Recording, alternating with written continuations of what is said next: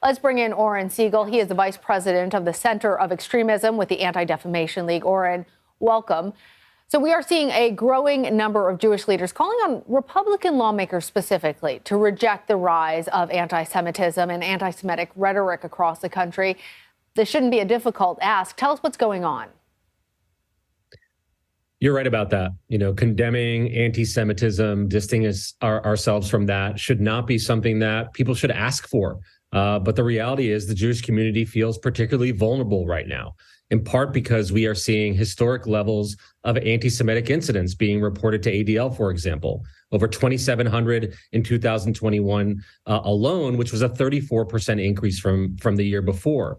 And then on top of that, our social media is filled with anti-Semitic harassment and memes and language that we know animates people to action, including, by the way, when that social media is abused by celebrities and athletes, people who have huge influence and more followers than there are Jews on the planet Earth. So all this together means we need our leaders to lead by rejecting anti-Semitism and all forms of hate. When you mention some of those comments, spurring people to action, let's get specific about that. How is the rise of anti-Semitism specifically impacting Jews and their safety across the country? Yeah, so, we've seen Jewish individuals, Jewish institutions being targeted with, propaganda, whether it's, flyers or vandalism or people being harassed, and in worst cases, we're seeing assaults go up. We saw over 160% increase in assaults targeting the Jewish community based on our annual audit of anti-Semitic incidents last year.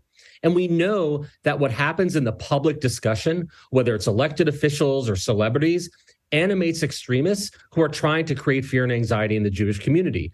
Look no further than recent banners in Los Angeles and in New York and in Jacksonville that include propaganda that says Kanye was right about the Jews.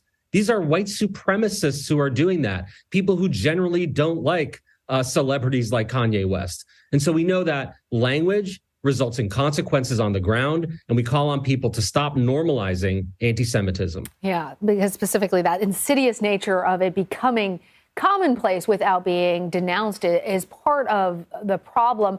You mentioned that after the singer now known as Ye, formerly known as Kanye West, made anti-Semitic comments, we saw those hateful demonstrations against the Jewish community. And the ADL also identified that there was a coordinated campaign to spread anti-Semitic messages on Twitter the day after Elon Musk's takeover of the social media platform.